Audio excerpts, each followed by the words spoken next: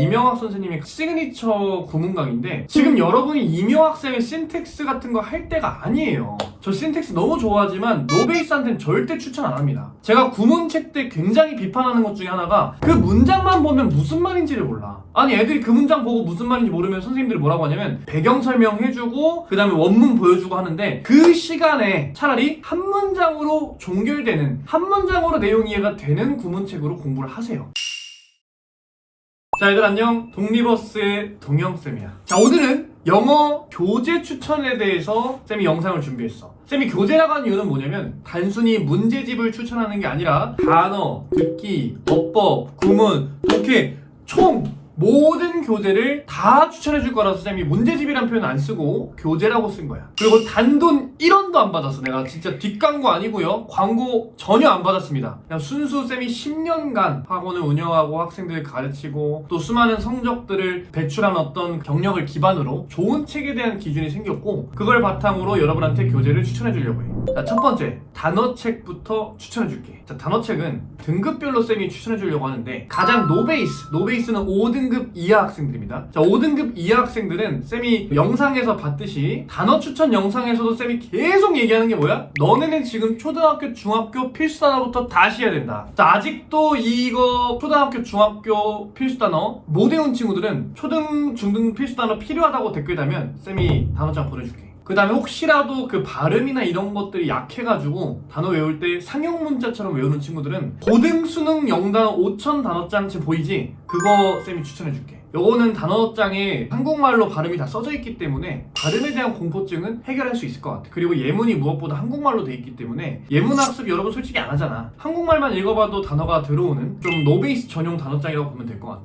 그 다음에 3, 4등급 학생들은 솔직히 어떤 단어를 외워도 괜찮아. 근데 그 중에 추천해준다면 워드마스터 수능 2000, 링크랭크 수능 영어 단어장 추천해. 그러니까 둘 중에 선택하면 되는데 그러니까 워드마스터는 사실 막 엄청난 특색이 있는 거 아니야. 그냥 깔끔해. 앞에서부터 많이 나오는 단어들 위주로 배치가 됐고 그 다음에 장점이라고 할 수 있는 건 예문 자체가 기출문제나 그 모의고사나 수능에서 갖고 온 예문들이 많아. 근데 사실 여러분 예문 안 보잖아. 예문이 엄청 중요한 거 아니면 링크랭크 같은 것도 괜찮은 게 링크랭크는 예문이 아니라 덩어리만 있어. 즉 콜로케이션이라고 하지. 예를 들어 a highly intelligent man 하면 매우 지능이 높은 사람. 이런 식으로 약간 그 단어가 어떻게 쓰이는지를 가볍게 보여줘. 예문 학습이 귀찮은 친구들은 링크랭크도 괜찮은 것 같아. 자, 그 다음에 모의고사 1, 2등급 학생들은 시중에 있는 단어장보다는 기출문제에서 자기가 모르는 단어나 수거, 표현들을 정리하면서 외우는 걸 추천해. 그래서 이건 단어장이 따로 존재하는 건 아니고 단어가 잘 정리되어 있는 괜찮은 기출독해집에서 외우는 걸 추천해. 그리고 제일 중요한 게 수거나 그 다음에 다이어 같은 것도 세밀하게 챙겨주는 게 좋은데 다이어나 수거 같은 단어장이 필요하다면 단어장 필요하다고 댓글에 달아줬으면 좋겠어. 그 다음 마지막으로 EBS 단어까지 함께 해주면 단어는 끝! 근데 이렇게 완벽하게 못 외워도 되니까 최소 초중등이랑 워드마스터 정도라도 잘 외우고 수능을 봤으면 좋겠어. 영어 교재 추천 두 번째. 자, 듣기는 등급별로 구분한다기보다는 듣기를 처음 해보는 사람, 유지하고 싶은 사람 크게 두 개로 나누고 듣기를 처음 하는 사람은 기본적으로 전체 풀로 모의고사로 보는 게 아니라 유형별로 접근해줘야 돼. 그리고 좀 쉬운 걸로 해야 돼. 쌤이 추천해주는 건 뭐냐면 세듀 출판사의 첫 단추 듣기 혹은 EBS의 올림포스 유형별 듣기야. 이 두 가지 책의 공통점은 일단 유형별로 돼 있고 그 다음 듣기에서 가장 중요한 건 쌤이 엄청나게 강조했던 게 뭐야? 스크립트 학습이야. 스크립트 학습을 잘할 수 있도록 빈칸이 뚫어져 있고 듣고 쓰는 연습을 할 수 있는 스크립트 학습 파트가 따로 있고 단어랑 표현이 잘 정리돼 있고 해석도 깔끔하게 잘 정리돼 있어. 그 다음부터는 사실 학년별 기출, 마더텅이나 이런 것들 풀세트로 훈련하면서 따라가면 될 것 같고 기출 모의고사 집을 사면 거기 앞에 듣기 파트가 있잖아. 왜냐면 모의고사는 1번부터 17번까지가 듣기니까 보고 하면서 감 유지하고 EBS 수능 특강 영어 듣기 정도만 같이 해주면 좋을 것 같아. 자, 그럼 세 번째 어법 개념이랑 구문이야. 구문이랑 어법 개념을 같이 묶은 이유가 뭐냐면 쌤이 사실 이 영상을 찍기 전에 교재 추천 영상들 되게 많이 봤단 말이야. 근데 내가 하나 얘기하고 싶은 건 뭐냐면 고등학생이라면 문법을 배우는 이유에 대해서 잘 알고 있어야 돼. 쌤이 생각하는 문법은 뭐냐면 고등학생 입장에서 문법을 알고 해석을 하거나 문법을 알고 문제를 풀거나 한 것 같아. 즉 문법만 배우는 거는 쌤이 비추천해. 그래서 그래모존이라는 교재가 있는데 쌤은 그 교재를 비추천하는 게 뭐냐면 너무 양이 방대하고 마치 문법만 배우도록 돼 있어. 근데 사실 여러분이 문법만 배울 시간은 없잖아. 영어에 투자도 많이 안 하고 싶고. 그래서 구문의 기본과 어법의 개념을 같이 하는 게 어떤가. 그래서 이거를 같이 잡을 수 있는 게 뭐냐면 천일문 입문과 천일문 기본편이야. 이 천일문 시리즈는 쌤이 10년 넘게 지금 애용하고 있는 구문책인데 이걸 이겨낼 책이 없어. 지금 여러분이 이묘학생의 신텍스 같은 거 할 때가 아니에요. 왜냐? 신텍스는 정말 좋은 교재인데 여러분 솔직히 이거 첫 챕터 듣자마자 어렵다는 생각했잖아. 너무 여러분 노베이스 상태에선 어려워요, 신텍스가. 저 신텍스 너무 좋아하지만 노베이스한테는 절대 추천 안 합니다. 그래서 천일문 강의 들으면서 문법 개념 잡고 입문과 기본편 수준의 문장을 통해서 해석을 구성하는 능력을 기르셔야 돼요. 그리고 천일문이 좋은 이유가 뭐냐면 그 문장만으로 내용이 이해가 됩니다. 그리고 문장이 뭔가 생각해볼 만한 문장들이 굉장히 많아요. 예를 들어 성공은 겁쟁이로부터 달아난다 이런 문장이 있어요. 그럼 이 부분을 보면서 무슨 생각할 수 있어? 아, 성공은 도전해야 되는구나, 용감한 사람이 가져갈 수 있구나, 이런 생각을 강요하는 짧은 문장들이 많아요. 그래서 두 가지 효과가 있죠. 문장 해석력을 기를 수 있고 논리력도 기를 수가 있어요. 그리고 이 문장만으로 내용 이해가 되기 때문에 굳이 원문을 살펴볼 필요가 없어요. 제가 구문책 때 굉장히 비판하는 것 중에 하나가 그 문장만 보면 무슨 말인지를 몰라. 아니 애들이 그 문장 보고 무슨 말인지 모르면 선생님들이 뭐라고 하냐면 배경 설명해주고 그 다음에 원문 보여주고 하는데 그 시간에 차라리 한 문장으로 종결되는, 한 문장으로 내용 이해가 되는 구문책으로 공부를 하세요. 그 다음 두 번째, 그럼 이렇게 기본이 쌓였죠? 그 다음에 신텍스를 들어가는 걸 추천드립니다. 자, 신텍스라는 거는 그 이명학 선생님의 시그니처 구문강인데 제가 신텍스를 들으면서 느낀 게 뭐냐면 해석을 정말 부드럽게 하는 방법에 대해서 굉장히 많이 노력하셨고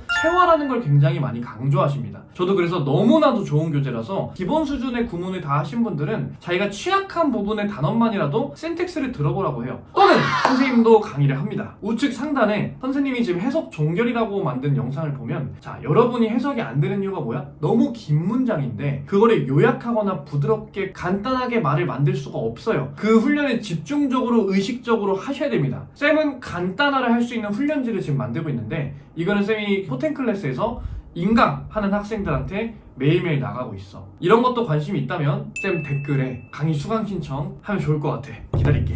자, 이렇게 된 상태에서 마지막 단계의 구문학습은 뭐냐면 이제부터는 구문 교재에 의존하지 말고 여러분이 기출을 하면서 몰랐던 문장들 있죠. 해석이 안 됐던 문장들 또는 생소한 문장들, 뭐 as인데 비록 뭐뭐일지라도라고 해석되는 그런 고난이도 구문들은 그 해당 본문에 형광펜 친 다음에 말로 한번 친구한테 설명하듯이 한번 해석하고 넘어가. 그렇게만 해도 머릿속에 그 구조가 박힙니다. 이제 아까 말한 거대로 어법을 통해서 구문을 길렀으면 이젠 어법을 통해서 문제를 풀어야 돼. 천일문으로 기본 어법을 연마한 학생들은 어법 스타트란 교재가 있어요. 그래서 세듀에서 어법 스타트 시리즈가 굉장히 좋습니다. 굉장히 기출문제로서 저는 이걸 이겨낼 교재가 없다고 봐요. 그래서 어법 스타트, 실력 따지기, 이센셜. 근데 이걸 다 하기가 귀찮다. 나는 시간이 너무 없다, 고3인데. 근데 어법 개념만 빠르게 다지고 싶은 사람들은 그 EBS의 그래머홀릭이라는 강의가 있어요. 로즈리 선생님인데 명강입니다. 만약에 어법 개념만 정말 빠르게 다지고 싶은 사람은 개념 다지고 세듀에서 가장 마지막 단계인 어법 실전 모의고사 그거 정도 해주면 좋아요. 아니면 천일문 기본편 하면서 어법 다듬었으니까 바로 어법 실전 모의고사 가도 되고요. 그래서 정리, 천일문에서 어법 실전 모의고사 또는 그래머홀릭에서 어법 실전 모의고사 요 정도로 하시면 어법 문제에 대한 걱정은 하실 필요가 없어요.